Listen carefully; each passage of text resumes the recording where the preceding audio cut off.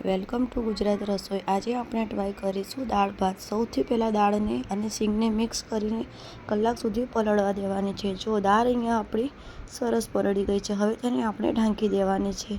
હવે આપણી દાળ રેડી થઈ ગઈ છે, તો એમાં આપણે બાફવા માટે ટામેટું, હળદર અને મીઠું એડ કરવાનું છે।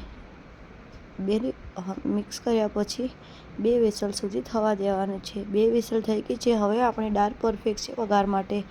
હવે આપણે તેમાં બધા મસાલા એડ કરી દેવાના છે, લાલ મરચું, હળદર, મીઠું એમ, અને પછી તે પણ બધું મિક્સ કરી લેવાનું છે। મિક્સ થઈ ગયા પછી આપણે દાળને જુઓ કેવી સરસ લાગે છે। બધું મિક્સ થઈ ગયા પછી આપણે તેનો વઘાર રેડી કરી લઈશું। મેં અહીંયા વઘાર માટે કઢી પત્તા, બાજિયા બધું જ યુઝ કર્યું છે। તમે પણ જે હોય યુઝ કરી શકો છો। કઢાઈમાં તેલ મૂકીને વઘાર બધો એડ કરી દેવાનો છે। વઘાર ધીમા ગેસે થાય ત્યાં સુધી આપણે ગેસની ફ્લેમ લો ટુ મીડિયમ રાખવાની છે। હવે જુઓ વઘાર આપણો અહીંયા સરસ થઈ ગયો છે। તેમાં 1 ચમચી જેટલી હું હિંગ એડ કરવાની છું। હિંગ એડ થઈ ગયા પછી થોડીક વાર એને પણ સાતળવા દેવાની છે। બધું મિક્સ થઈ જાય વઘાર બધું ત્યાં સુધી તમે મારા ચેનલને લાઇક, શેર અને સબસ્ક્રાઈબ કરી દો। હવે હું દાળને કઢાઈમાં એડ કરીશ। કઢાઈમાં એડ થઈ ગયા પછી તે ખૂબ જ સરસ રેડી થઈ જાય છે। જો આ ટાઈમે ગેસનો ફ્લો હાઈ રાખવાનો છે।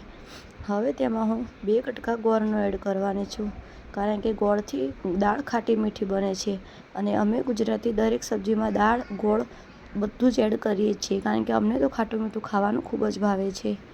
જો અહીંયા આપણો ગોળ પણ મેલ્ટ થઈ ગયો છે।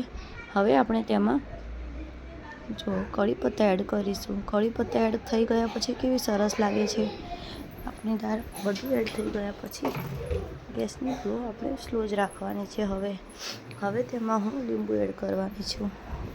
લીંબુ એડ થાય ત્યાં સુધી જુઓ કેવી સરસ આપણી દાળ ઉકળી રહી છે, અને સિરિયસલી આ દાળ ખાવામાં ખૂબ જ સરસ લાગે છે, ખૂબ જ સરસ લાગે છે। હવે હું ગેસની ફ્લેમ બંધ કરી દઉં છું, અને મારી છોકરીને તો દાળ ભાત બહુ જ ભાવે છે, એના માટે પણ મેં પ્લેટ લઈ લીધી છે।